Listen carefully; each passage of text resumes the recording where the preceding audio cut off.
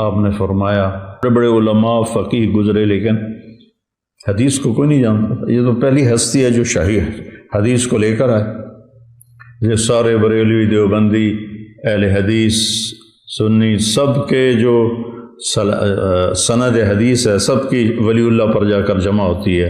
اتنا عظیم سرچشمہ ہے وہ شخص پورے بر صغیر میں حدیث پاک کا.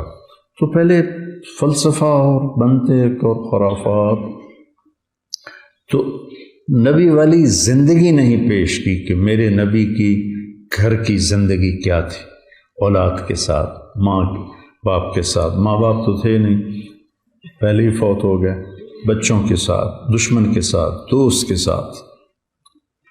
تو جہیز بھی اسی ہندوؤں کی ایک رسم ہے جو ہمارے گاٹے فٹ ہو گئی ہے.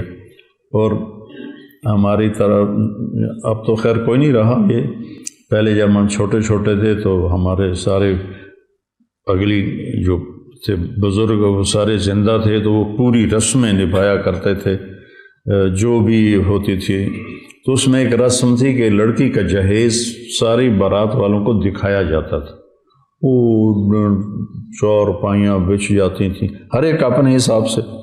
تو ہم نے اپنے گھروں میں دیکھا تو ایسے چار پائیاں بچ جاتی تھی اور اس پر جناب کہیں کپڑے پڑے ہوئے ہیں، کہیں زیور پڑا ہوا ہے، کہیں جوتے پڑے ہوئے ہیں، کہیں بانڈے پڑے ہوئے ہیں، پتیلے بھی پڑے ہوئے ہیں. اور بھائی ایک خاتون سے میں نے سنا ساڈا پتر ہن انگلینڈ ہوندا ہے، ہن تو اسی شادی تو پہلے پوچھنا ہے کہ سانو دیو گے کی. وہ تیرا بیڑا غرق جائے، وہ تمہیں اپنی بیٹی دے رہا ہے، جگر کا ٹکڑا کاٹ کے دے رہا ہے بیٹی، اس کے بعد کہہ رہے ہو سانو دیو گے کی. ہم تو ٹھٹ دیونا چاہیے. ایسے گھر کے تو قریب سے نہیں گزرنا چاہیے. جو ایک آدمی بیٹی پروان چڑھا کے اللہ کے نبی نے حضرت فاطمہ کا ہاتھ پکڑا اور علی کے ہاتھ میں دیا اور کہا علی تجھے نبی کی بیٹی مبارک. سبحان اللہ. اور پھر سیدہ سے فرمایا کہ فاطمہ مجھے میرے خاندان میں جو سب سے زیادہ محبوب تھا میں نے تیرا ہاتھ اس کے ہاتھ میں دیا، علی بن ابی طالب علیہ السلام. جو تمہارے بس میں ہے وہ دے دو، کوئی دینا منع نہیں. میرے نبی نے دیا، ایک پلنگ دیا منقش، اس پر کھدائی ہوئی تھی، نقش نگار تھے. ایک بستر دیا، ایک سرہانہ دیا، ایک مسلح دیا، ایک کالی چادر دی، ایک رنگ برنگی چادر دی، دو گھڑے دیے، ایک چکی دی، ایک مشکیزہ دیا، ایک لوٹا دیا. یہ 10 چیزیں میرے نبی نے، ایک چکی دی، چکی میں نے پہلے کہہ دیا تھا. تو یہ 10 چیزیں میرے نبی نے اپنی بیٹی کو عطا فرمائیں. تو اپنی خوشی سے میں اس کو گھوڑا دے دوں یا اسے مرسڈیز دے دوں، وہ میری خوشی ہے اپنی بیٹی کے لیے. لیکن سسرال والے کہیں اے بھی چاہیے، اے بھی چاہیے، اے بھی چاہیے، اے بھی چاہیے. یہ بہت بڑا ظلم، بہت بڑی زیادتی. ان چیزوں کو اپنی گفتگو کا محور بناؤ. یہ وہ چیزیں ہیں جو اس وقت معاشرے کو بتانے کی ضرورت ہے. اور پھر اللہ تعالیٰ نے اس کو کس قدر خوبصورت تشبیہ دے کر ہمیں سمجھایا. ہن لباس لکم وانتم لباس لہن. یہ میں بار بار اس مضمون کو دہرا رہا ہوں اس لیے کہ مجھے پتہ ہے جب موقع آئے گا تو تمہیں سب کچھ بھول جائے گا. تو میں بار بار تمہارے دماغ کے دروازے پر دستک دینے کی کوشش کر رہا ہوں کہ تمہیں یہ جو غصے کے وقت آدمی بے وقوف ہو جاتا ہے، بے عقل ہو جاتا ہے، غصہ عقل کو کھا جاتا ہے.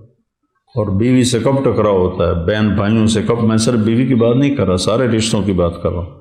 بہن بھائیوں سے، ماں باپ سے، بیوی سے کب ٹکراؤ ہوتا ہے؟ جب میٹر گھومتا ہے، دماغ گھومتا ہے، اس وقت پھر کوئی نہیں یاد رہتا کہ مولوی طارق جمیل نے کیا کہا تھا. تو میں بار بار کہہ رہا ہوں تاکہ تمہارے ذہنوں میں یہ بات بیٹھ جائے.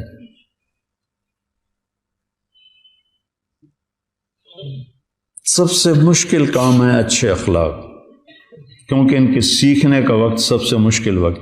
ابھی میں وہاں سے گھر سے چلتا ہوں کہ میں نے جا کے درس قرآن دینا ہے، میں نے ظہر کی نماز پڑھنی ہے، میرے لیے مشقت ہے، میں 10 منٹ کی ڈرائیو سے آتا ہوں، پونا گھنٹہ یہاں بولتا ہوں، لیکن میں ذہنی طور پر تیار ہوں اس مشقت کو برداشت کرنے کے لیے۔ روزے سے حلق خشک ہو رہا ہوتا ہے اور بولا نہیں جاتا، پیاس لگ رہی ہوتی ہے، جسم میں تپش ہوتی ہے، میں تیار ہوں کہ مجھے یہ مشقت برداشت کرنی، لیکن اچھے اخلاق برتنے کا جو وقت آتا ہے وہ وقت وہ ہوتا ہے جب تمہیں غصہ چڑھا ہوتا ہے، اور غصے کے بعد تمہارے بریک فیل ہو چکے ہوتے ہیں، اور خاص طور پر جو سریع الغضب ہوں ان کو تو اگلی پچھلی ساری ان کو یہ بھی بھول جاتا ہے کہ میں کون، تو پھر وہ بہہ جاتے ہیں۔ اچھے اخلاق کے سیکھنے کا وقت وہ ہے جب تمہیں حد درجے کا غصہ آیا ہو، نمبر 1، نمبر 1، نمبر 2، یا اگلا تمہارے ساتھ حد درجے کی بدتمیزی کر رہا ہو، تو اس وقت تھوڑی دیر تو تم کرو گے صبر، پھر تم بھی ابال آئے گا ہانڈی میں۔ تو میرے عزیزو، یہ بڑے نازک رشتے ہیں، اور اس میں خامند اور بیوی کا رشتہ سب سے نازک اللہ کے نبی نے بتایا۔ آپ نے فرمایا ما تزوجت وما زوجت الا بوحی من السماء نزل به جبریل، میں نے جہاں شادی کی، میں نے جہاں بیٹی کی شادی کی، آسمان سے اللہ کا حکم آیا، پھر میں نے شادی کی۔ تو پھر اتنی شادیاں اللہ نے کیوں کروائیں؟ ہمیں زندگی سکھانے کے لیے کہ ہر قسم کی عورت خاندان سے ہے، عورت برادری سے ہے، عورت خاندان برادری سے باہر ہے، یہ 3 نسبتیں ہیں۔ آپ نے ان تینوں نسبتوں سے شادی کی۔ عائشہ، ام حبیبہ، حفصہ رضی اللہ عنہ یہ خاندان سے ہیں، اور میمونہ برادری عرب برادری سے ہیں، قریش نہیں ہیں۔ جویریہ قریشی نہیں ہیں، برادری ہیں، عرب ہیں۔ صفیہ برادری سے بھی باہر، خاندان سے بھی باہر۔ اپنے سے کم عمر عائشہ، ہم عمر سودا، عمر سے بڑی خدیجہ۔ تو عورت عمر میں بڑی ہو تو میرے نبی کی مثال موجود ہے، عمر میں برابر ہو تو میرے نبی کی مثال موجود ہے، عمر میں کم ہو تو میرے نبی کی مثال موجود ہے۔ عمر میں کم ہے حضرت عائشہ رضی اللہ تعالیٰ عنہ۔ پھر وہ مال میں برابر ہو، مالدار ہو یا فقیر ہو، مال میں کم ہو، یہ 3 نسبتیں ہیں۔ خدیجہ رضی اللہ عنہ تعالیٰ مال میں اونچے ہیں، اور باقی تقریباً مال میں برابر ہیں، اور صفیہ اور جویریہ لونڈیوں سے آزاد ہو کر ان سے نکاح ہوا ہے تو وہ مال میں کم ہیں۔ یہ 9 نسبتیں ہیں عورتوں کی جن سے کوئی عورت باہر نہیں نکلتی۔ میرے نبی نے ہر نسبت کی عورت سے شادی کر کے دیکھا۔ پھر غصے والی ہیں، درمیانہ غصہ ہے، بالکل ہی خاموش ہیں، ان سے بھی شادی کر کے دکھائے۔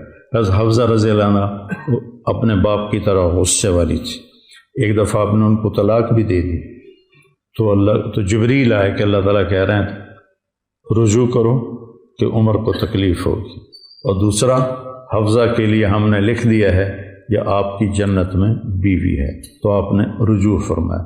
حضرت سودا